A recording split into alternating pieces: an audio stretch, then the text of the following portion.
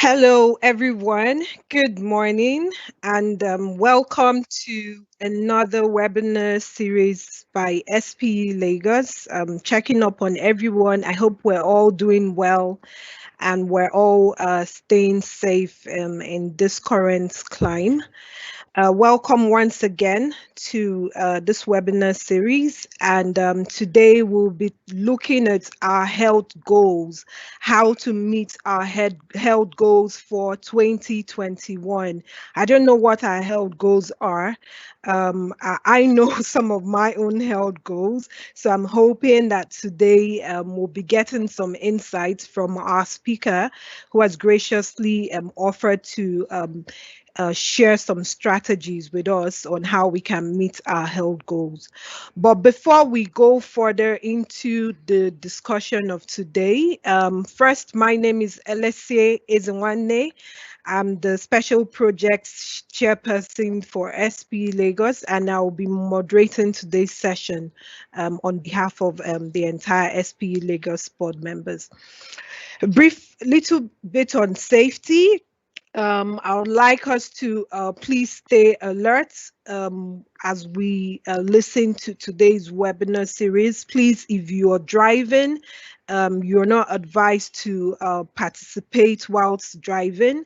We'd like you to wash your hands frequently, especially in the current climate that we found ourselves in, and would like you to avoid large gatherings. As we're aware, it cannot be overemphasized that COVID-19 is real. If you're still in a place of doubt, please recheck your mindset around it, because at the end of the day, our mindset drives our actions.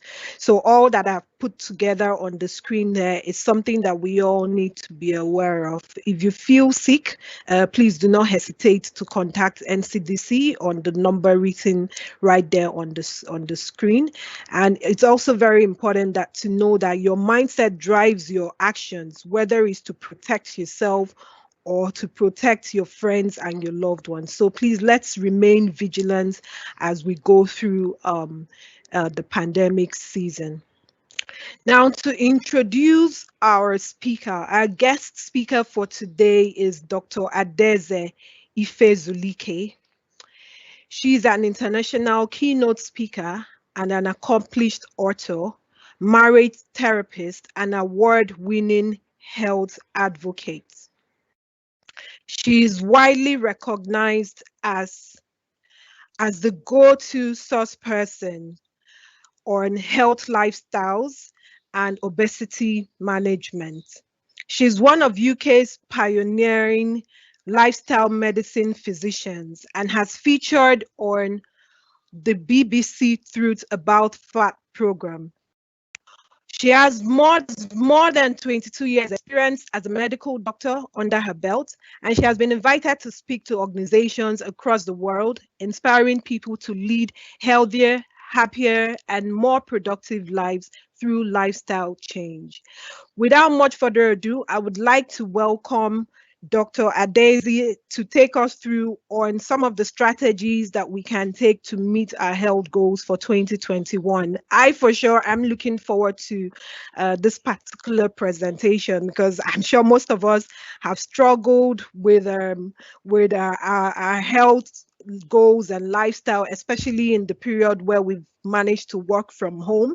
We are not living active lives as we used to. So for me, I'm looking forward to this session to learn more on how to achieve an active health goal for 2021. So Dr. Adaeze, the floor is yours.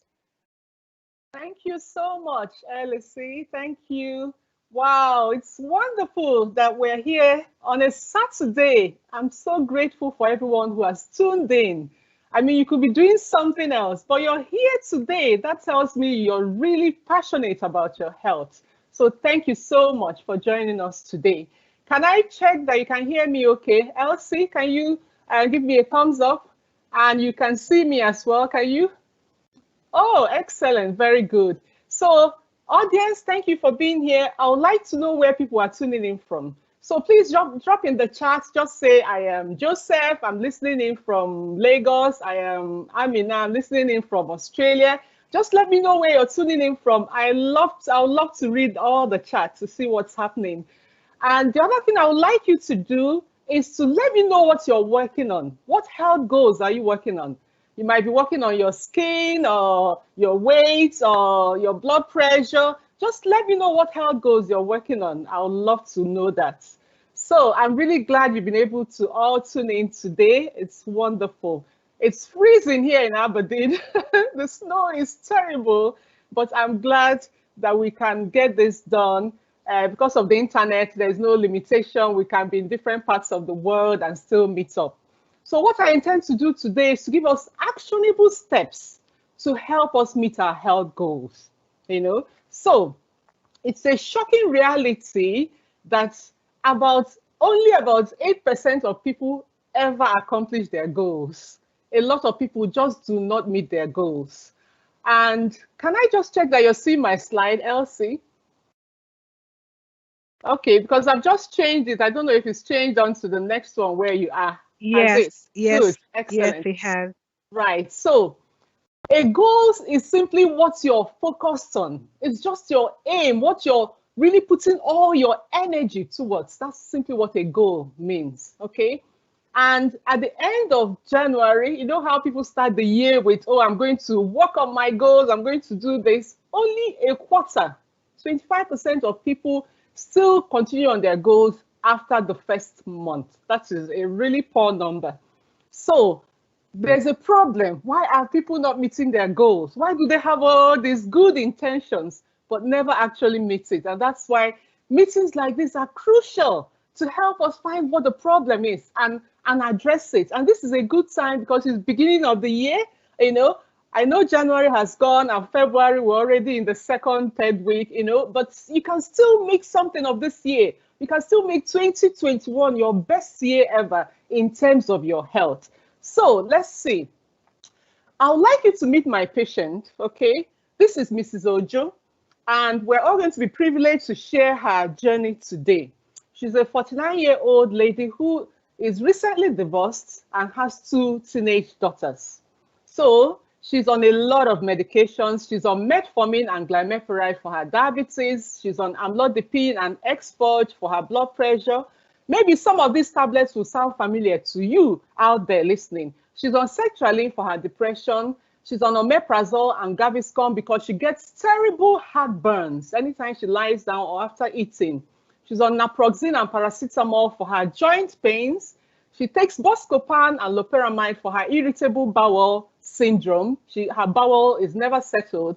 She's on sumatriptan and propranolol for migraines. She gets terrible, debilitating migraines. So this dear lady is on 36 tablets every day. And she said to me, I need help. I can't continue like this. So she is battling with hypertension, with migraines, with depression, with diabetes, with heartburn, with irritable bowel syndrome. She's had a scan recently and she was found to have what we call fatty liver. So with all these things surrounding her, she felt she had to do something. So we had a chat. And I said to her, why do you think it's important to work on your health now? And that is a question I'm asking every one of you listening to me. What is the real reason? So I said to her, what is your why? Because it's your why that will provide you fuel for your journey. It's your why that will help you to keep up with your goals so that you'll be part of the 8% of people that actually achieve their health goals. And she said to me, well, I want to stop all these medications. It can't be safe to be taking all these medicines. I said, well, they are safe, so that's not a good reason. What is your reason for wanting to work on your health? And she said, well, I went for my old girls association and everyone was looking fit and trim. I was the only one looking fat, I felt like their mom. Meanwhile, these are my classmates. So I said to her, well, that's not a strong reason because you don't have to go for the meetings. If you feel that way, then you simply don't go for those meetings, so that won't be a strong why to drive you to where you want to get to. So I said to her, why? Why? Dig deep, dig deep. That's what I'm saying to you on this webinar. What is your real reason? What is that why that is strong enough to help you keep up with your goals? And eventually she said to me, actually, doctor, I'm 49 years old now. My mom died when she was age 50, and I'm afraid I'll die at 52 the way I am going. And I said to her, yes, that is it. That is the real reason that you want to work on your health. You have 1 year to make these changes. That is it. So we found the fuel for your health journey. So I said to her, for any journey to be successful, the first thing about goals is that goals have to be specific. They have to be specific. So I said to her, you have all these problems. You're suffering from hypertension, diabetes, irritable bowel, migraines, depression. Your husband has just left you. You're depressed. Which of these are we going to work on? So you, the audience, I hope we have some fast fingers here. Which one do you think we can work on with this lady? Because we can't tackle everything. For goals to work, they have to be specific. So go ahead and type in the chat. What do you think? Should we start with her diabetes or her joint pains, or where do we start from? And that brings us to what I call the weakest link. What is the weakest link? That is the condition we address. Once we can tackle that condition, every other thing comes tumbling down. That is the weakest link. Okay? So whatever your health challenges are, you need to find the one that you can focus on, because once you get that one, once you hit it right, every other, all the illnesses are often intertwined, you see. I'm letting you into a secret. They're all related. If you're diabetic, it's related to hypertension, it's related to osteoarthritis. They're all connected. So we find the weakest link, we address it, every other thing falls in line. The elephant in the room refers to the specific thing you should be working on, but you're ignoring it. People say to me, oh, doctor, I want to work on my skin. My skin is terrible. But then I see them, they never drink water. They never eat green leafy things that will improve their skin. So the elephant in the room in that case is their poor diet, not the skin. The skin problem is just a manifestation of the of the underlying health condition. Or people say to me, oh my goodness, my knees are killing me, doctor. You know, we have bad knees in my family. My mom had bad knees, my grandma had bad knees. And the elephant in the room is the fact that they're all overweight. So you listening to me in this webinar, what is the elephant that you need to tackle? Every other thing is a symptom. So I said to her, what we need to work on is your weight. Once we get your weight under control, everything else will fall in line. So that's what I mean by goals being specific. That is the one sure way you can have of achieving your health goals. The next thing is it has to be measurable. You have to have a way of measuring your progress. And I said here, inches and pinches. There, Mrs. Ojo, those jean trousers you're struggling to get into, when you start being able to get into them easily, that means you're losing inches from around your tummy, from around your waist, your hip line. So the inches and pinches are part of the measurements. Your weight, choose a day in the week, I said to Mrs. Ojo, maybe a Monday or a Friday, whichever day you want.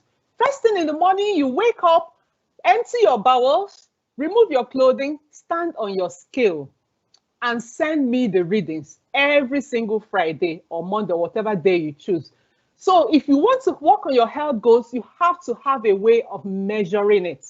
Some people say to me, I have high blood pressure, and I say, what's your reading? They say, oh, we measured it about 6 months ago. I'm like, how do you know if the blood pressure is getting better or worse? There has to be a way of measuring it.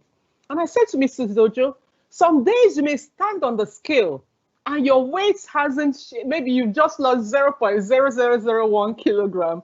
Send it in. Send it in. Forward is progress, no matter how small. Just ask the snail. The snail will tell you that it's that 0.0 centimeter that gets him to where he's going. The important thing is don't stop. Don't give up. Don't feel that the progress is so small that there's no point working on it. I said, send in your weight, every single weight without fail.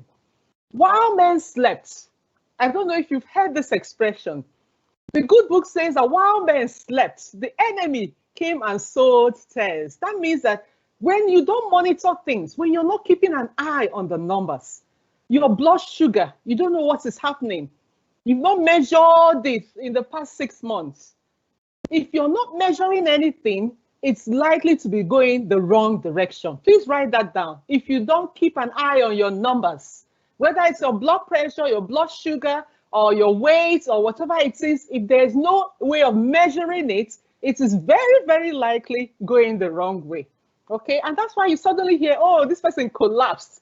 Yes, we know he had high blood pressure, but he was fine now. I saw him the other day. What was the blood pressure doing? Has it maybe been creeping up gently over this time and no one noticed? So you have to have a way to measure your goals to make sure things are keeping right. Okay. Now, goals, I said to Mrs. Ojo, your goal has to be attainable. You have to know in your mind that you can achieve this goal. If not, we're wasting our time. So I said to her, do you know anybody who has lost weight? Anyone who has done what you've done? And she said, oh, yes. In fact, this is my schoolmate. She used to be so chubby when we were young. But I saw her recently and she was so slim and fit. So I know if she can do it, I can do it too. And I said to her, you know, there was a time it was thought to be impossible that anybody could run a mile in anything less than 4 minutes. It was thought to be impossible. People tried it, but for some reason, nobody could do it below 4 minutes until a man called Roger Bannister did it. Roger Bannister was able to run a mile in less than 4 minutes and broke the world record for that. But the point of my story is that once he did it, afterwards, so many other people began to do it. People realized, wow, it can be done. It can be done. So that limit, just breaking through that limit seemed to give people an incredible power to be able to do it. And so many other people broke that limit. Now, Mrs. Ojo, you're going to have to stay safe in your quest to lose weight, okay? Measurable weight loss, healthy weight loss, medically safe weight loss is 0.5 kilogram to 2 kilograms within a week, okay? We're not expecting you to lose more than 2 kilograms in a week. We don't want you to do anything excessive, you understand? You're either losing 0.5 kilogram steadily every week to get to your goals. That's quite safe. Or even losing up to 2 kilograms. So for you listening, 0.5 kilogram to 2 kilogram loss in a week is medically safe. So Mrs. Ojo, what are you going to aim for? Do you want to be trying to lose 0.5 kilogram every week, or 1 kilogram every week, or 2 kilograms every week? And she said, I think 1 kilogram every week will be a good deal. So we're going to do this over 12 weeks. So your aim is to lose 12 kilograms in 12 weeks. And I said, okay, fine, let's see how we get on with that, you know, because she knew it was possible, it was attainable. And then I said to her, Mrs. Ojo, your goal has to be relevant to you. If you're listening to me on this webinar, you haven't succeeded on your goal, your health goal, because it hasn't been relevant enough to you. With relevance goals, focus. I want you to ask the woodpecker. We know the woodpecker bird. Oh my goodness, this bird can peck at a tree the whole day. It just goes on that spot. Bam, bam, bam, bam, bam. It can do that for hours on end. But that is the power of focus. Before the day ends, that woodpecker has carved out a nesting site for its young ones. The power of focus, no matter how tough the tree is. So, Mrs. Ojo, if you focus on these goals, you will meet them. Okay? Baiting the fish. When you go to fish, you have to put worms on your net. You know, you have to put something that will attract the fish. What is going to keep you working on your goals, Mrs. Ojo? I want you to get a picture of yourself when you were slim and fit, you know, maybe on your wedding day, when you were looking your best. Get that picture, enlarge it, and put it where you see it. You will see it every single day. That will be the bait. That will be what will keep you working on these goals. The sugar and ants principle. For those in tropical countries, you know that if you put some sugar down, it's just a matter of time the ants will gather there. Mrs. Ojo, if you focus on your goals, you will be surprised that all you require to meet it will come. You start reading, you find yourself reading about weight loss, reading about healthy living, reading about exercise. You will just find all the resources you require to get to your goals drawn to you in a weird way. Resources will come your way to help you meet your goal, but you have to make sure you stay focused on those goals. And then I said, Mrs. Ojo, how much time do you have to do this? We have to put a time, because a goal with no end point, if there's no way of knowing the end point, it can never be achieved, because you won't even know when you've arrived. So how much time are we going to put this to? And she said, we can do this in 3 months, over 12 weeks. And the importance of this is that the tomorrow of yesterday is your today. A lot of you on this webinar, you've often said, I will start tomorrow. I will start tomorrow. Maybe you're listening to me now. You're saying, I will start tomorrow. Well, the I will start tomorrow of yesterday is today. You understand? The only time you truly have is now. The power of now. You've got to start now. Don't procrastinate. Don't keep delaying. Don't keep pushing it backwards. I will do it. I will do it. Just get on it. And that's why the time, putting a time is so important, because it gives you good stress. When you realize, wow, I have this appointment with Dr. Adaeze in 12 weeks' time, it makes you step out to do what you promised yourself you would do. It pushes you. And that is a good form of stress, the one we call eustress. So, Mrs. Ojo, we're going to reconstruct your health block by block. What do I mean by that? When you're building a house, there are foundations to your health. There are foundations to your house. Health is not a mistake. It's a planned and organized way of living that ensures that things work well for you. There are what we call pillars of health. There are pillars that support your health, Mrs. Ojo. And the first pillar I want to talk about to you is sleep. I know many of you would have thought I would start with food, but sleep is so important, because it's the first pillar that people dispense with. It's the one they feel is optional. In fact, I have to eat, but sleep, if I have time, I will sleep. However, sleep is not optional. It's a mandatory action. It's something that the body needs.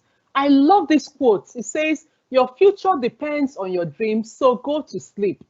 And I want to say that your health depends on your sleep. How many of you on this webinar sleep up to 7 hours a day, a night? If you sleep up to 7 hours, I would like to know, drop in the chat. I want to know how well you're doing with your sleep. How many hours do you sleep a night? Let's know. Just drop it in the chat. Let's have a look. And so, sleep starts in the morning. What do I mean by that? Every action you take during the day will affect your sleep. That's what I mean. You might eat something during the day that keeps you bloated and windy and with terrible heartburn. That is going to affect your sleep. You're not going to be able to sleep well. Selective blindness refers to the things you watch, the things you see during the day. They all have an effect on your sleep, Mrs. Ojo. When you watch that WhatsApp video they sent to you of beheadings going on in Afghanistan or wherever, Mrs. Ojo, is going to affect your sleep. You have to be selective with what you watch if you want to have good sleep. So you can have an 8 p.m. rule of thumb, so that after 8 p.m. you just do not watch horror films or anything at all that will get your heart pounding, makes you feel so unsettled, because it will reflect in your sleep. In your sleep, you're going to find people beheaders chasing after you, So save yourself that stress. Mind what you watch. Drinks matter. What you drink matters, Mrs. Ojo. Beyond 2 p.m. and in fact, maximum 4 p.m. I know you love your coffee, but please don't take any more coffee. It will affect your sleep. It will affect your drinks will affect your sleep. If you take lots of sugary drinks, you're going to be up all night peeing. If you drink so much in the evenings, especially fizzy sugary stuff, you're going to be up all night. It will affect your sleep. You're aiming for good quality sleep, because during sleep, guess what? There's a lot of rubbish mopped out from your system. That's when the body actually goes into cleaning up mode, removing all the toxins, all the rubbish That is when that happens. New cells are regenerated. Your body is cleansed during sleep. So sleep is so important, Mrs. Ojo. Now, the next pillar of health I want to talk about is relaxation. Relaxation. I know you're a busy woman, you're a top manager, Mrs. Ojo, but you must make time to relax. So many people's brains are like these white and black circles. They just keep, your brain is always on the move.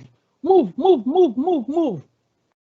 I love this quote. It says that almost everything will work again if you unplug it for a few minutes, including you, Mrs. Ojo. If you unplug yourself for a few minutes, you will work better. So one of the things you can do is to watch the thinker. What do I mean by that? Your brain is constantly thinking. It's always on the go. Your mind is moving, moving, moving. Now, try this. When something happens and you just catch yourself, step outside of yourself and watch your brain thinking. It's an amazing thing. I want you to realize that your thinker, your brain is not you, okay? You need to be in control of it, not the other way around. Some people are possessed by their thinking apparatus. They should be in charge, but the thinker just goes on and on and on and on. Their brains are just a whirlwind of thinking, thinking, thinking. When something happens next time, Mrs. Ojo, for example, someone upsets you, and just watch as your mind, your thinker gets upset, gets irritated, and starts talking. That's how they're always saying this. Now step outside and actually watch your thinker. Smile at it. Laugh at it. Say, you, this little child, it's okay. Calm down. And just watch your system just relax. More laughs and more laughs lead to more life. Mrs. Ojo, when last did you watch a comedy? When last did you just relax and just watch something that doesn't have to do with your work or with running around? Just something that you just laugh and forget yourself for a moment. Breathe in space. Take some time to do some deep breathing, Mrs. Ojo. Just imagine that when you're taking a breath, you're trying to get that breath right down to your little toe. And breathe out again. Take the next breath and take it right down to your next toe. What you're doing is making space in your thinking, in your mind, separating yourself from the incessant chatter of your brain. And that causes you to relax. And remember, when we spoke, Mrs. Ojo, when I did your blood pressure, it was 187 over 102. It was so high. And I said to you, we're going to repeat this. Just sit down and breathe in and out. Imagine that you're in a world without coronavirus, that you're on a beach somewhere, you're relaxed and all is well with your world. And you did that for about 5 minutes and we did the blood pressure again. And your blood pressure had dropped right down to 139 over 86. It had dropped right down just because of 5 minutes of relaxation. Imagine what will happen, Mrs. Ojo, if you do this relaxation 3 times in the day, 4 times, just get your system used to that. Your health will dramatically improve. Easy does it. Learning not to get too agitated by anything. Easy does it. I recently went for, this is my personal experience, I went for a procedure and the gynecologist was trying to do what she was doing and she just wasn't getting anywhere.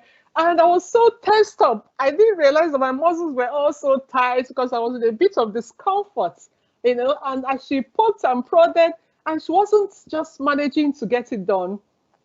And then I suddenly caught myself and said to myself, relax. It was just like a balloon had been deflated. My body just relaxed. And I just put a picture of her getting the job done. The gynecologist, I put a picture of her getting the job done before me. And honestly, she said to me, let me try again. I said, go ahead. And within 30 seconds, what she had been trying for 15 minutes, she got it done. Simply because I took a moment to relax myself. Can I check that my slides are moving? That's correct. It's okay. Moving. So what can you see? Is that relaxation? Indeed. Okay, so we're moving on now to the next pillar of health, physical activity. We're trying not to call it exercise because some people are allergic to exercise. So we're saying it's physical activity, okay? I love this quote, Mrs. Ojo. Today, I will love myself enough to exercise. Do you love yourself enough to exercise, Mrs. Ojo? Now, my first tip there is body up for success. When people come to the hospital, maybe they have broken a finger, they've broken one finger. Do you know what we do? We actually just strap that finger to the next finger, what we call body strapping. So we strap them up together, and within a few weeks, that broken finger heals up because it is bodied up, it is tied up to another one, another finger for support. So, Mrs. Ojo, who can support you? Do you have a friend who is eager to work on their health as well? Because you're going to need such a person to push you, to encourage you to do what you need to do. Now, 30 minutes rule of thumb, I want you to aim to exercise for at least 30 minutes. So whether it's a fast walk you're doing, you put your timer for 15 minutes and you go fast walk for 15 minutes. The timer rings, you start coming back. So that's 30 minutes done, okay? Or you decide you're going to dance for 30 minutes. Put on the timer. Make sure you get, because if you don't put on the timer, I can assure you that after 5 minutes of dancing, you feel you have done a lot of exercise. But you need to be objective. Time yourself, okay? Obviously, if you don't have all the time in the world, you can break it up into 10-minute slots. Do 10 minutes exercise here, 10 minutes here, 10 minutes here. But the aim is for 30 minutes of exercise on most days of the week, aiming for at least 5 days of the week, okay? Now, Mrs. Ojo, what is enjoyed gets done. So tell me, when you were young, what was the exercise you loved doing? Oh, doctor, I used to love skipping. Skipping. In fact, I did this skipping competition. I love skipping. I said, Mrs. Ojo, then I want you to go back to that. Because what is enjoyed gets done. I know you see people running, you see people lifting weights, and you envy them. But you have to do what you enjoy. Because that's the only way you can actually get some exercise done. And actually, doctor, I used to love to dance. You need to see me on the dance stage. I said, Mrs. Ojo, then maybe it's dancing that you need to get back to now. Okay? Just find what you love and get it done. Stand for life. Mrs. Ojo, how many hours do you sit at work?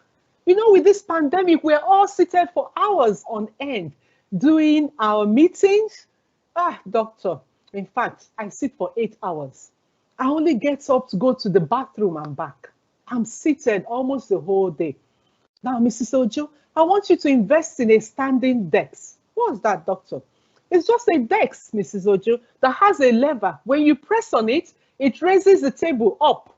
So you can actually stand. It raises your computer. Everything is raised. So you stand for 10 minutes during your workday. You're still doing your meeting. You're still reading your report, but you're actually standing. Guess what? Standing is good exercise.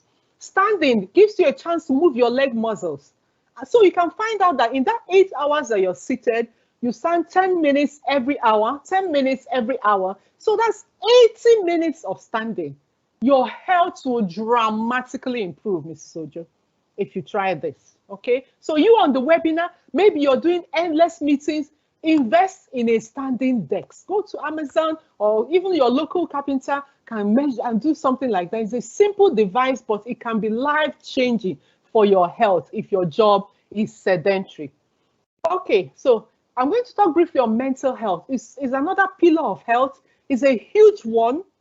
I actually do a full teaching on mental health, so I'm just going to touch this briefly. Okay, so your mental health requires that you do things differently.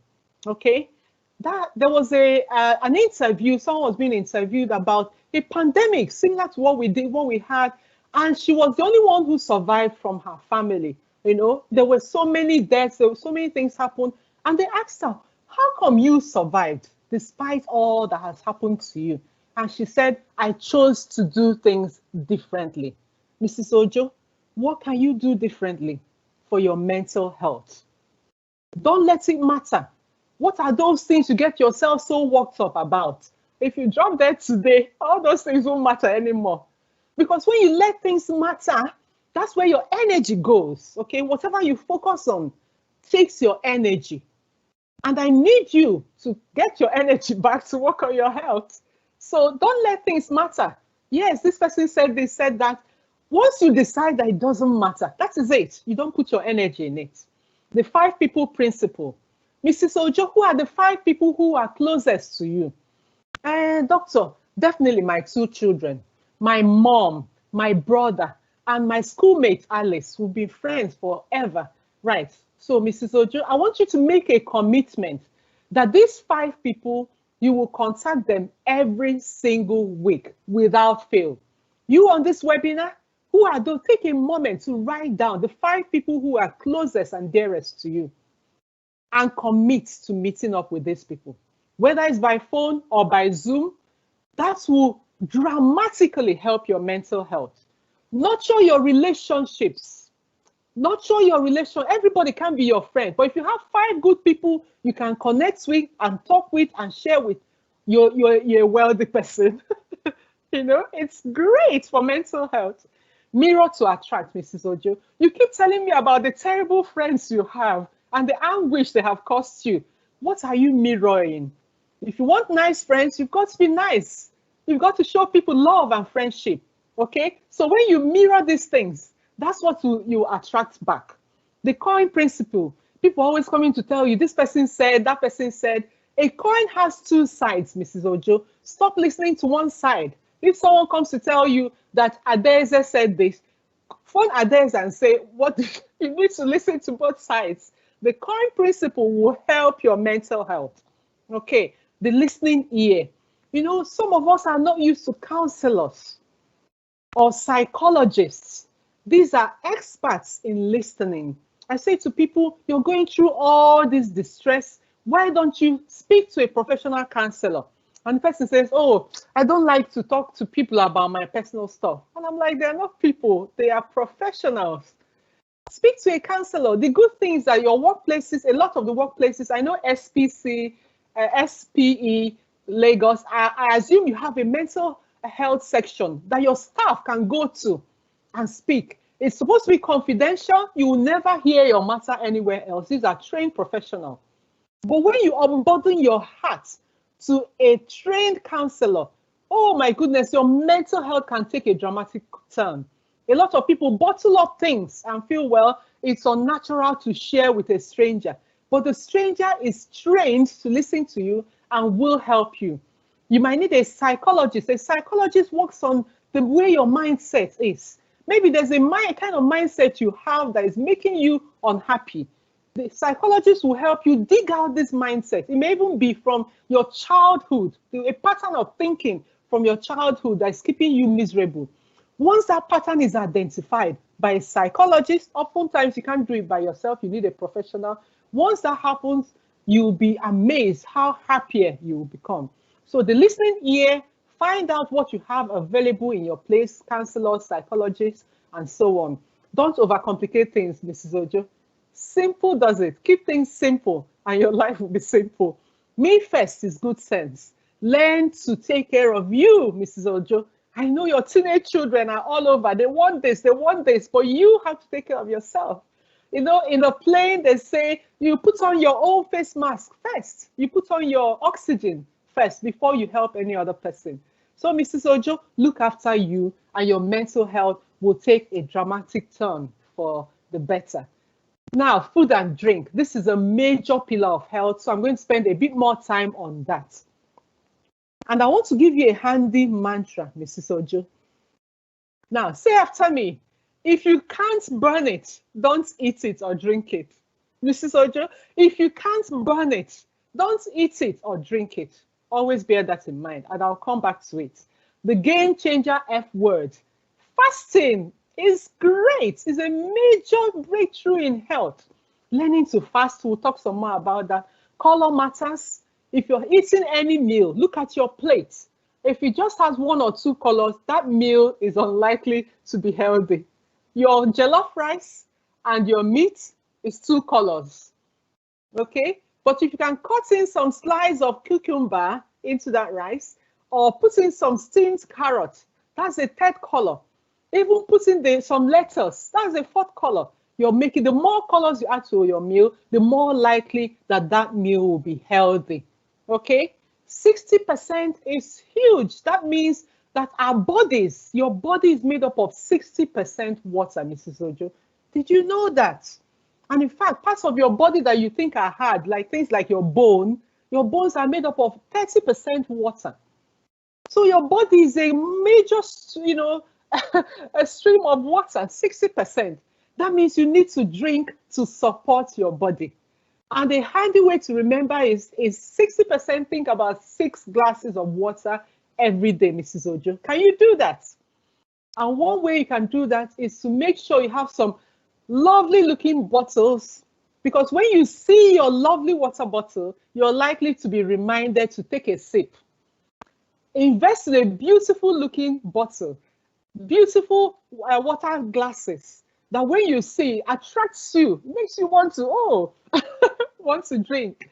So that your aim is for at least 6 glasses of water every day. And for your size, Mrs. Ojo, you should be aiming for about 8 glasses every day. You on this webinar, most adults need about 8 glasses of water. Okay, so can I check again that my slides are moving? For some reason, it's not moving on my other phone here. Oh, yes, what can you yes, we see now? can. Yes, it can. It's moving. We're seeing be intentional. Excellent, excellent. Great. So, Mrs. Ojo, part of healthy living, getting to your goals, is to be intentional. I talked about that mantra. I said to you, if you can't burn it, don't eat it. So, that Coke you're holding, Mrs. Ojo, is 140 calories. You're going to have to walk for 23 minutes at 4 miles per hour to burn that Coke, Mrs. Ojo. Are you ready for the walk? 23 minutes. I can't do that, doctor. My knees will be sore. So, Mrs. Ojo, maybe reconsider having the Coke. What do you think? And that chips you love to eat during your movie, when you're watching those Nigerian Nollywood movies, that bag of chips, they had only 28 chips inside, but they're a whopping 560 calories. And you will have to dance for 57 minutes to burn that small packet of chips. Are you ready for the dance, Mrs. Ojo? 57 minutes of dance, I can't manage. So would you consider having half a bag of the chips, Mrs. Ojo? That is what I mean by being intentional, thinking through what you want to put in your body. If you can't burn it, or if you can't burn it, don't eat it or drink it. Now, visceral fat is another one I want to talk about, Mrs. Ojo. Inside the body, there are spaces. Between the organs, between your intestines, there are lots of spaces. As you make more fat cells, this fat begins to be tucked into those empty spaces in the body. So that by the time someone is visibly fat, they already have a lot of fat tucked into the spaces in the body. This is what we call visceral fat, Mrs. Ojo. It is hidden fat. It is belly fat. So how are we going to get to that fat, Mrs. Ojo? Because that fat is not harmless. It's not just some yellow tissue lying there. It's an active organ secreting hormones that are keeping itself going.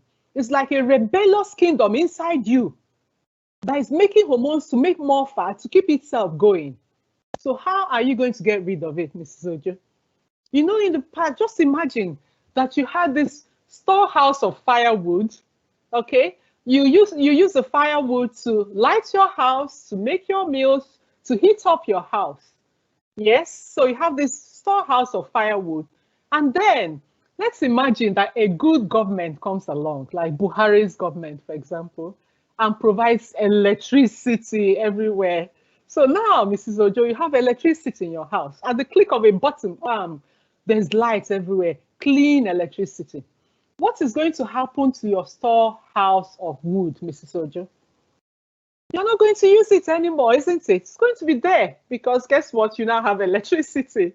So that is what happens with your belly fat. As your belly fat is equivalent to this, your storehouse of firewood, okay? Now, your normal food, the food you eat every day, is equivalent to the electricity. The body will use fuel from the food you're eating every day. It will not touch its stored fat. It will not touch the visceral fat as long as you're having your regular food. Does that make sense, Mrs. Ojo? Can you see why your fat stores are still there? Why? Because the body has some regular energy supply, so it doesn't have to tap into your fat stores. Now, an assignment for you, Mrs. Ojo, and for everyone on this webinar. I want you to write down the name of Angus Barbieri. Write it down, please, and then go and read up about this fascinating gentleman, on Wikipedia or somewhere else. He was a Scottish man. You know, I'm speaking to us from Scotland. So this man was morbidly overweight. When we say morbidly, it means he's a walking dead person. And they had tried everything to help him to lose weight. So the doctor said, we're going to fast you for 2 weeks, okay? But we're going to monitor you. You're still going to be drinking your liquids, keep drinking, okay? You can drink your tea, you can drink your coffee, but no sugar or milk. Drink as much liquid as you want, but you must not have sugar or milk, and no food for 2 weeks. At the end of 2 weeks, the doctors were monitoring him. Everything was fine. Blood tests were fine. And they said, Mr. Angus, you've lost a lot of weight. Congratulations. Now the experiment is over. You can go back to your normal way of living. And Angus said, no, I feel great. I feel fantastic. I'm going to continue fasting. And the doctor said, no, you can't stop now. I said, no, I feel great. Because guess what? When you're fasting, your body begins to burn the fat stores and release what we call ketones. And the body actually functions really well on ketones. So this man fasted for 382 days, a human being like you, and lost 125 kilograms. So the moral of the story is this: missing food for a few days is not as scary as it sounds. It helps you take control of your cravings and helps you control your weight. Okay, so I just want to quickly introduce you to a special hormone called insulin. Insulin is a hormone in the body that helps us to store food. So when you eat, insulin comes out to mop up all the food and store it as fat, okay? So when you eat, insulin levels go up. When you don't eat, insulin levels come down, okay? So when insulin is not there, the body gets the signal that there's no food coming in. You've got to burn your stores. You've got to burn the fat stores. You've got to tap into the energy you already have.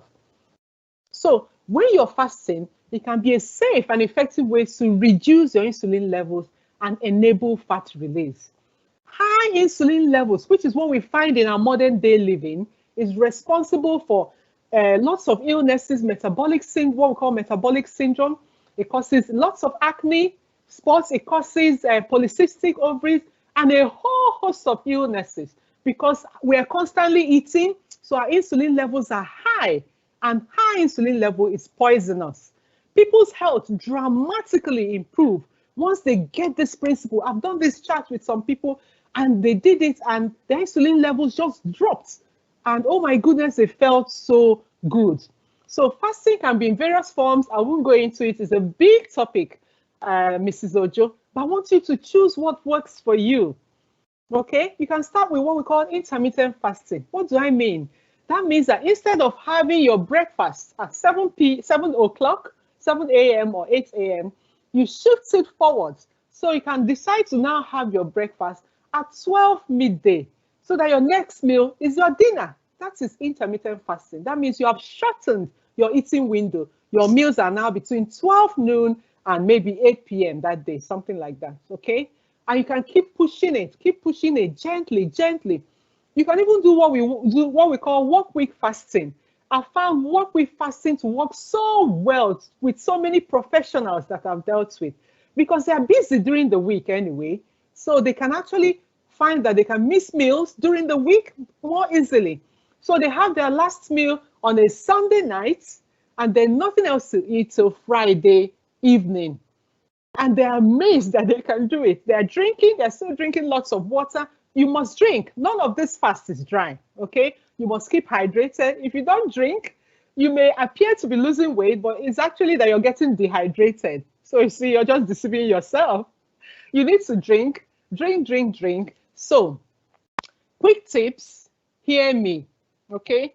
Your body is always speaking. The body is saying, hear me. Listen to your body if you're going to do this fast, okay? When you eat something that doesn't work, your body is not happy with, you have diarrhea. That's the body speaking. That's the body saying, oh, I don't like this. Don't eat me again. Don't eat this again. But sometimes we ignore our bodies because we like the taste of whatever it is we're eating and we keep eating it and harming our bodies. But let's learn to listen to our bodies, okay? Hear your body. Consult an expert. They are experts for a reason. And you need an expert because you might find that as you're fasting, you need to start reducing some of your medicines. you might find that your diabetes becomes so much better. Your blood sugar just improves dramatically that you just need one tablet for your blood sugar, Mrs. Ojo. Or you might find that your blood pressure is coming down nicely, that you don't need all your blood pressure tablets. So an expert, that is a medical doctor, can keep an eye on things for you as you do your fasting, okay? Break light. Don't go and eat a massive bowl of eba, or swallow or something like that when it's time to eat. Break light. Look for some watermelon, nibble on some cucumber, just something light, or have a drink first. Why don't you drink a smoothie? So break your fast with something easy. Then remember your 60% you must drink when you're fasting. At least 6 glasses of water, okay? Then gradually it's good, like you shift your eating window, you try and shift your breakfast to 12 midday. Then if you feel good the other day, you can shift it to 1 p.m., to 2 p.m. So you get to a point where you're eating just once a day or something like that. This, you can decide to do that 2 times a week. There's no fixed rule. You can have a plan that is tailored for you, something that works for you. So I had a 12-week review with Mrs. Ojo at the end of the period, and she had lost a whopping 18 kilograms. 18. Her goal had been 12 kilograms. Remember, from where we started, she did 18 kilograms. Her diabetes was reversed, so she didn't need her diabetic medication, and she proved that diabetes is not a life sentence. It's not something that you have to put up with. She was no longer depressed because, of course, having shed 18 kilograms, she was looking great, so she was happy with herself. She was now only on one medication for her blood pressure. Her joint pains had gone, her migraine had gone, her medication had reduced from 36. Remember, we started from 36 tablets daily to only 5. And she was a very happy woman indeed. Now, I've shared a lot of tips because I want you listening to me to be able to pick something and go with it. There must be something you picked up during this webinar that you can begin to work on right away, because I believe you can do these things. You can. However, if you feel that you need a bit of help, a bit of hand-holding, then you can contact me on my email there. My special areas are diabetes and obesity. I can make a tailor-made plan for you. I can read through your medical records, send me your medical records, and we can plan out something that will help you. But I've shared so much because I want you to be able to do these things yourself. You can do it. But if you do need some hand-holding, contact me. So I'll end with this quote. Good health is nothing more than a few healthy habits practiced every day. A few healthy habits. Pick something, a few habits, and run with it. Go with it every day. Do your 30 minutes exercise every day. So just keep at it. That is the definition of good health. Nothing more than a few healthy habits practiced every day. So I hope you have found this useful. I know there are questions, so I'll stop so far. Thank you so much for listening. Thank you. Wow, Dr. Adaeze, thank you so much for these wonderful strategies shared so far. I mean, it's been a quite interesting and insightful presentation so far, and ending with that good health habits. Good health is nothing more than, small habits practiced every day. That's it. So I will try to, just highlight some of the key takeaways for me from the session so far. I really like the comment around intermittent fasting and work week fasting, and I also have a question with regards to that, because you have mentioned that one, with regards to the intermittent fasting, one can actually move their breakfast to 12 noon, and then you could have another meal at about 8 p.m. and then slowly you begin to reduce how much you eat. But there's also a saying, or words out there saying that breakfast is the most important meal. To be honest, I struggle with that. I struggle with understanding why people are advised to have breakfast when they're looking forward to losing weight. And you're the first person I've actually heard, or maybe it's my interpretation, from moving breakfast to much later at 12 noon. What are your thoughts around these sort of conflicting ideologies with regards to breakfast? Okay, thank you so much for raising that. That's such an important question, and I know a lot of people will be asking that too. Now, most people will find out your own person. Let's start with your own personal experience. That when you wake up, you're not particularly feeling hungry. That is the truth. So over the years, we've been indoctrinated to think that we must have breakfast because guess what? The people selling their breakfast cereals want you to buy their cereals. So they want to convince you that if you don't have your breakfast, you're going to die. It's not true. It's a marketing gimmick. It's just you try it yourself. So it's just something that came along the time. In the past, people were fine. They will get up and go to the farm. Remember, they will farm till midday when the sun is hot. That's when they will now stop and then have a meal. And they were fine. So this breakfast thing was just a story that came along the line by especially the cereal makers to convince you that if you don't have your breakfast cereal, you're going to drop dead. It's not true. Medically, there's no reason for a breakfast. If you feel well, try it yourself. Try it and see how you feel. I hope that answers your question. Actually, it does answer my question because I have found out that most of the time I lose weight is Mhm. when I don't, have breakfast. I basically move my meals to much later. But when you keep hearing these different ideologies around not having breakfast could impact your health adversely, then it makes you want to get more clarity. But you have gotten the response from you. Thank you so much. So just looking at some of the comments in the box, earlier you had asked where people were dialing in from. We have a couple of people dialed in from Lagos. We have someone from London. We have Wow. someone from Canada.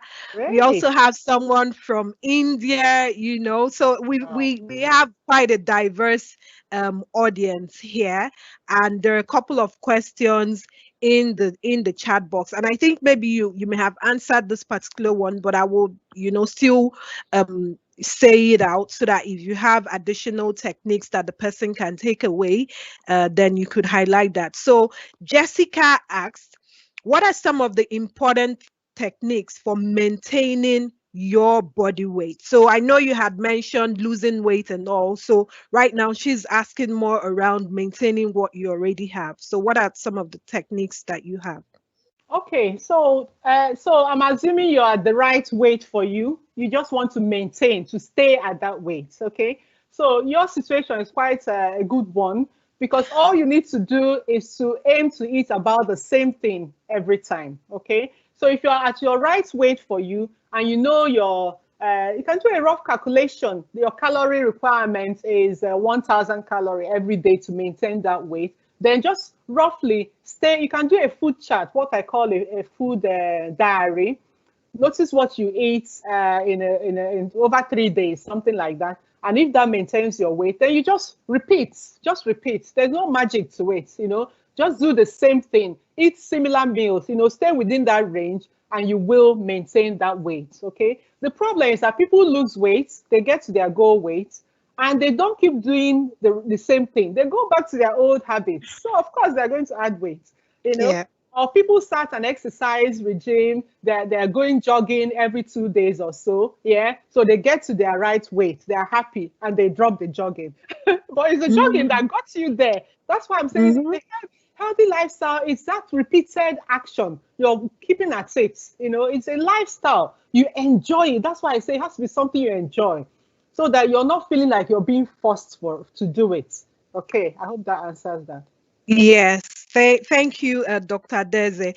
I mean, it also brings me back to, the Mrs. Ojo that you used for Yes. this particular, and I see a Mrs. Ojo in almost every one of us, whether it's with regards to diabetes, trying to manage diabetes, or trying to manage your weight, or mental health. There's a Mrs. Ojo in every single one of us, and I really like the comments around doing what you enjoy. For example, you don't have to look at that person who is carrying all the weightlifting in order to lose weight. You can do dancing, just look for that thing that you solely like to do, Yeah. and basically use that as a means to lose weight. So going to sleep, there's a question around, you had mentioned, getting the recommended sleep every day. You said 7 to 8 hours every day. So this question was actually from me. I had to put it in the chat box so that I don't lose or forget to ask the question. So can one cumulate all the sleep? So if I have maybe say 5 hours cumulatively at night and I have another 2 hours in the daytime, can I say that yes, I've met the recommended 7 hours sleep? Good question there. So the ideal thing is to sleep at a stretch, okay? Because there are actually processes the body goes through. There's what we call REM sleep, non-REM sleep. So there's actually a process, and that's why those hours are needed. Now, if you're doing it in small amounts, then the full impact of the healthy sleep may not be felt, you see, because the body is trying to get into these different stages of sleep. There's this stage, there's that stage, and so on, you know. However, if that's all you can manage, because I know our lives are so different and varied, you understand, what works for me may not work for you, then yes, do try to still complete the hours. It might be that you can do 5 hours sometime and then 3 hours sometime, but all within a 24-hour period. Okay. So in that 24-hour period, try to complete at least 7 hours of sleep, hopefully all at once or maybe in 2 sets. The ideal thing Okay. is to just run through it. So the body actually does the job it needs to do. It needs that amount of time. Okay. All right. Thank you for that. There's a question here on coffee.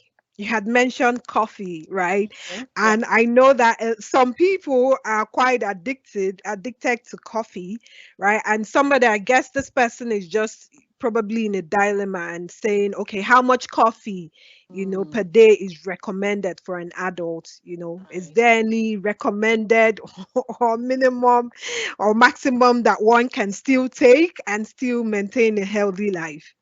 Okay. Yeah. So it's suggested, coffee. Some of the research have actually shown some benefit from coffee. The actual proper coffee beans, do Okay. have some health benefits. Okay. However, only up to a certain amount. It's recommended not more than 3 to 4 cups of coffee a day, and Ooh, preferably in the first half of the day. Okay. I want you to be aware that even when the container says decaffeinated coffee, there's still some caffeine in it. It's not 100% decaf.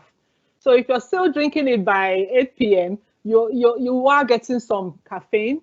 And even though you might sleep, the quality of the sleep, because sleep is not just about quantity, you want good quality sleep. You can sleep for 7 hours and you have nightmares throughout. You've not really slept, you understand?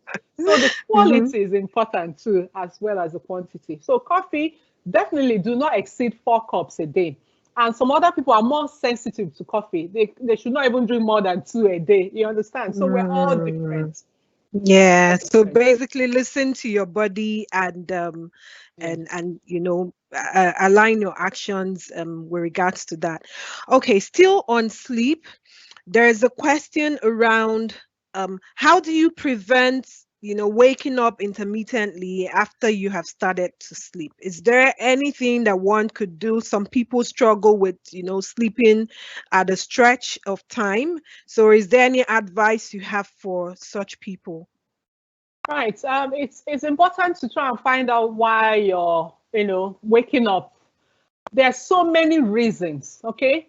One could be depression. If people are depressed, they tend to what we call early morning waking. They tend to wake up in the early hours of the morning and remember their issues and they start thinking about it and they're unable to get back to sleep, okay? Some could be getting up because they are needing to pee all the time. You go, you get up, you feel you need to pee, you go and pee, you come back. Just as you're dropping off, you need to pee again. So again, it's looking at it. Why are you peeing so much? Do you need to get your blood sugar checked because diabetes can make you pee a lot? Or is it a urine infection? Or is it a prostate problem in men? If your prostate is pressing on your bladder, then your sleep will be interrupted because you will need to keep getting up to pee. So it's a difficult one to answer because it has multifactorial problems. So it needs an expert to listen to your story and see what might be causing it. Okay, it might be that even simple things, you get too hot, or you're at menopause. People who are menopausal will tell you they get hot flushes, suddenly a swim of hot flush, and that can wake you up, and then you're struggling to get back to bed. So it's quite diverse, the causes. Okay, thank you for that. So we have a comment just in the chat box collaborating and agreeing with you on the standing desk. So that's good to see that some people are already using that to That's stand for great. life, That's like you great. said. Yeah. Especially if you have hip problem, because just imagine we're all seated for long periods. So in that sitting position, yeah, your hip muscles, just where your hip meets your tummy, that area, it's always in this position because you're seated. Okay. But with a standing desk, it actually has a chance to unfold. And people find that when they've been standing for a while, that actually heals up this hip pain. There are people, when they sit, they actually sore. It's because of the tight sitting muscles that are never getting a chance to be straightened. Your muscles need to move, be free to move. So the standing desk is great. Give it a try. If you're head of an organization here, please lead. There was a time where I wanted to champion it, to say that every organization that makes people sit for hours in a meeting ought to provide their staff with standing desks. So if you're a manager here, go and tell them that Dr. Adaeze said, can we get standing desks for our staff? It will help their health. Okay. Okay. All right. So the other question is around shapewears. So you had talked about belly fat and all. So this question is around, a lot of businesses are promoting different shapewears that assist people to lose belly fat. And, of course, like they say, it will help you to snatch back. So what are your thoughts about, losing belly fat using shapewears? Yeah, I mean, if you see from what I described about with the firewood and things, yeah, what you're simply doing with the shapewears is remodeling, remodeling where the fat is. It's not taking it away. You understand? Maybe you're Yeah. packing it tighter into the spaces, or maybe you're shifting it around. It's getting tucked even further up under the liver or wherever. Then that wouldn't take away the fat. Okay, so I mean, one can use those things. Maybe you have an occasion, you want to look better, you want to fit into your clothes. That's fantastic. That's great. Okay, but don't depend on it as a way of losing the belly fat. It doesn't do that. It simply pushes things into different other spaces. So, but so if you were exercising with a shapewear or without a shapewear, is there any difference to how much you would lose? No, I don't see how. No, and I wouldn't exercise with a shapewear. You understand? You're restricting yourself in a way that may not be right for the sort of exercise you're doing. But Yeah. again, it's good to speak to a professional if you're doing things like that. I wouldn't wear a shapewear, unless, of course, you need to hold your body parts. For example, if you Like they have were coming really apart. Yes, exactly. If you have really heavy breasts, for example, then it's useful to wear something that holds things together, so that you can move in a more in an easier way. But you're not holding it in the sense of that being what will help you lose weight. Yeah. Okay, yeah. So Thank good to you. invest in good sportswear. You have to wear the right stuff, even like sports shoes. Some people are ready to buy their hair, spend heaps of money on makeup and things. But to invest in a good sportswear is difficult for them, or sports Mm. shoes. You need to spend money on your health. Get the appropriate footwear so that not after you've been out walking, you've caused a lot of blisters on your foot. That's going to discourage you from going next time. But if you have Indeed. the right wears, it might be costly, but it's worth it. You'll be able to do these things, do your exercises more comfortable. comfortably. Yeah.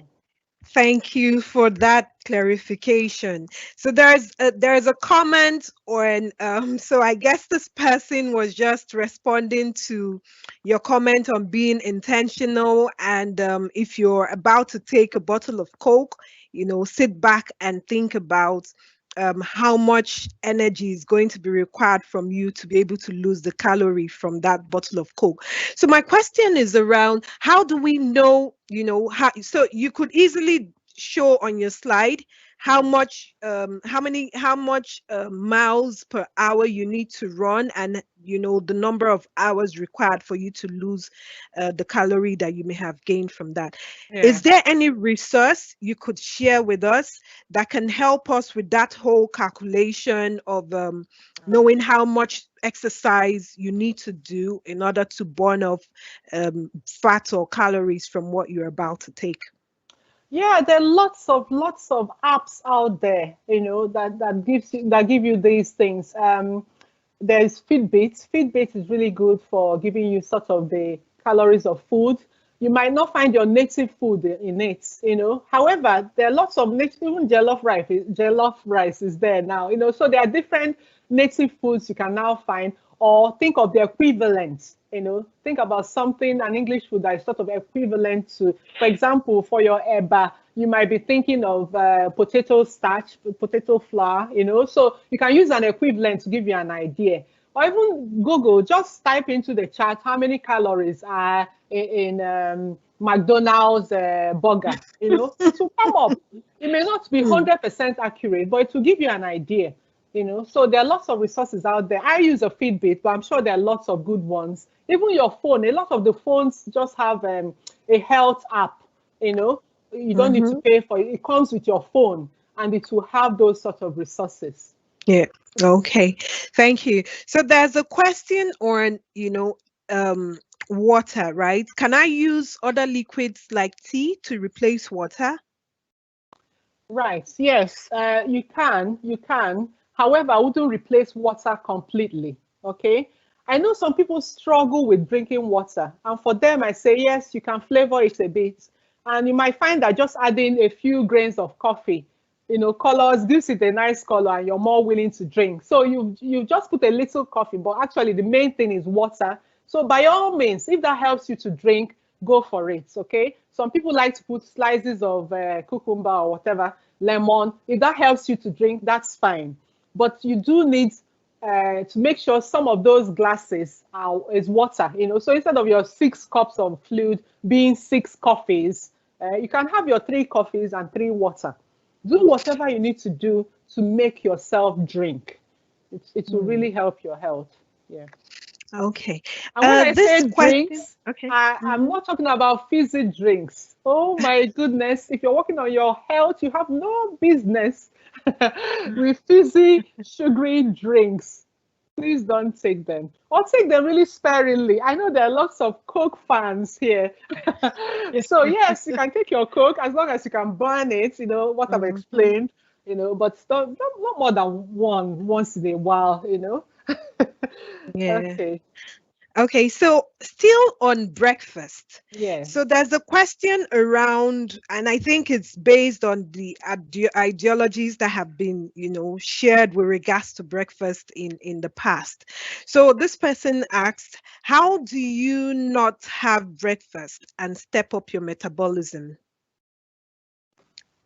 So it seems like having breakfast helps one, or that has been sold in our minds, that having breakfast helps you to step up your metabolism. So now that you're advising that we delay breakfast, how, is there any impact on our metabolism? How do we step up our metabolism even when we're not having early breakfast?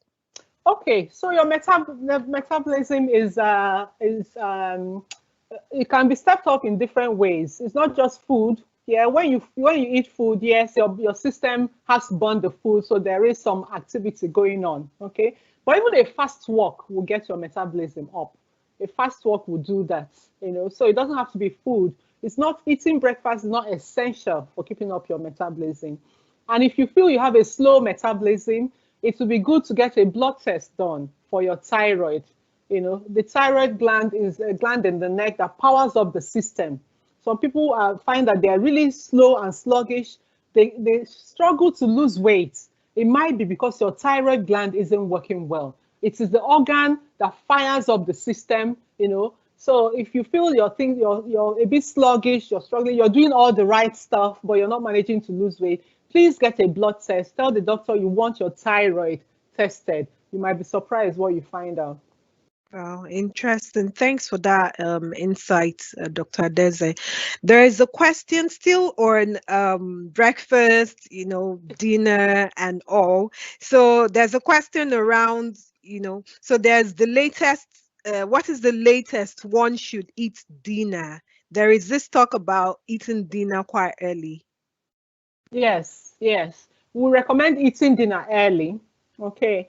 So because when you eat at night, you leave yourself less chance to burn off you're not as active as during the day. So if you eat and then you're off to bed, then all the energy from that food is going to be stored. There's no chance to burn it at all. Yeah, so we encourage people to eat a bit early if you can.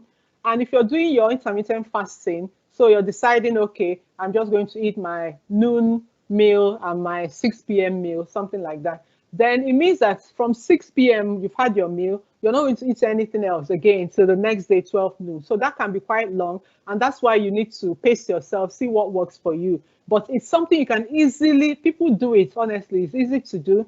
If you're still, if you're the sort of person who is still awake till midnight, for example, because you have stuff to do, then you can decide to shift your window to match the fact that you're up late at night.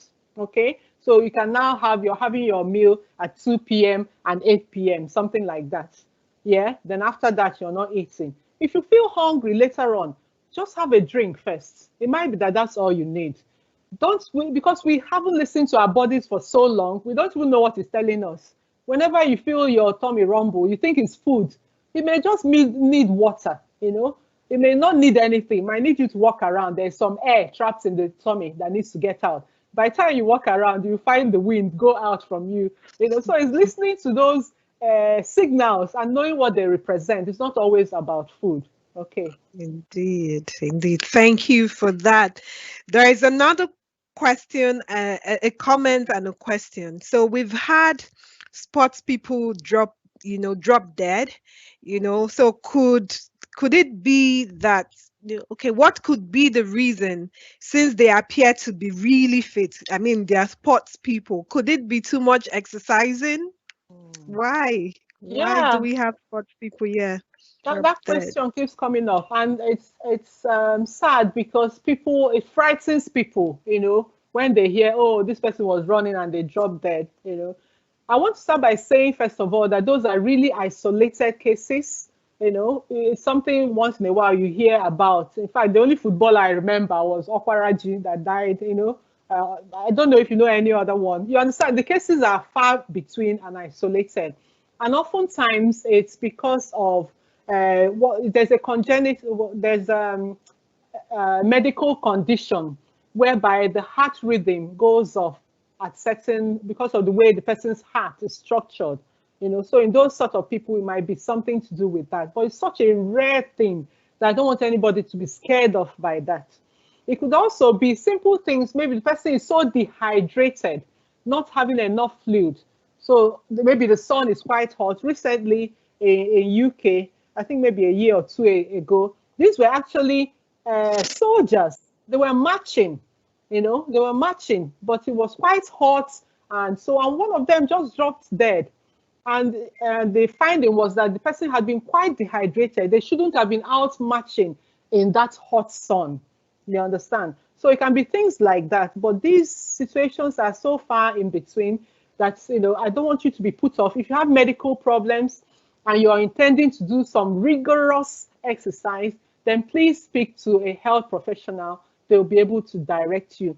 If you've come from a family where people suddenly died, then you need to be checked out. That congenital condition, they can do a scan and so on, some genetic blood tests to see if you have that condition.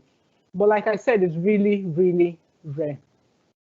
Okay, I mean, we have lots of questions. There's this question around insomnia. How can one deal with insomnia? Yeah, we've sort of mentioned that it has to be, the cause has to be tackled. Okay, the cause of the insomnia. Insomnia means you're not able to sleep. So I've said already that there are lots of causes. So we need to find out what exactly is the problem. If you're so worried, your mind is on the go, on the go, on the go, you're depressed, you might need to speak to a counselor, or a psychologist or a doctor. You might need some help with the way you're thinking. And occasionally, people do need sleeping tablets. It might be that your sleeping pattern is just so bad now, and we can give you tablets to take for a while to be able to reestablish a sleeping pattern. So if you had a sleeping tablet for 5 days, so one every night for 5 days, so you're actually getting sleep every day for 5 days, then you might find that your body then resets itself and then continues. So you're not needing the sleeping tablet endlessly. So occasionally we do that to push your body in back into pattern. Okay. But if you're not sleeping because of a medical condition, that needs to be sorted. If you're not sleeping because you're depressed, you might need medication. I know people don't want to hear about medication. I teach on that in a mental health webinar, so that's a big and separate topic. But yes, the root cause, you need to find what the root cause is and tackle that. Okay. And the very last question we have is around um, if food is very necessary for taking medication. What are your thoughts? Yes, so some medication need food. Okay.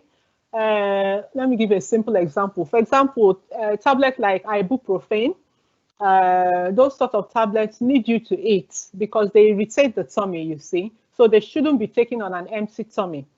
But a lot of other medicines don't need you to eat. So it depends on the type, for example. Yeah. It depends on the type of medication. There are some that you need to eat, but many of, like paracetamol, you can take paracetamol even if you haven't eaten for 100 days. It doesn't need food to work. Yeah, so there are some specific ones the doctor will say, or the medicine will say, take after food. Others will even say, take before food. So those ones, if you take them with food, the food will stop the medicine from working well. So it depends on the tablet it is. Read the leaflet, see what it says. The medicine will say, take before food or take with food. It will give the right instruction. Okay, so that shouldn't stop you. If you want to fast, it's just about finding out how does this work with my medication. Okay, I think there's one last question, and this will be the last one that we will take. Is there a place for protein supplements in a weight loss journey? Right. Okay. So protein supplements are like meal replacements. Okay. So they've been formulated in such a way as to replace your meal. And they can be useful for people who are struggling to make the transition from unhealthy eating to healthy eating. Okay. So they are trying to transition to improve their diet, but they're not yet there. Okay. So it's like a stopgap. It's something you can take instead of your breakfast, for example, or take instead of your lunch. Don't take the protein shake and also take your breakfast. That's two meals, and you defeated the aim. So they can be useful if you're trying to make that transition, but it's not something you can sustain. We don't expect you to take protein shakes forever and ever. You do need to reach a point where you're comfortable making healthy meals that you know work well with your body. So they can be useful as an initial step to get you going. Okay.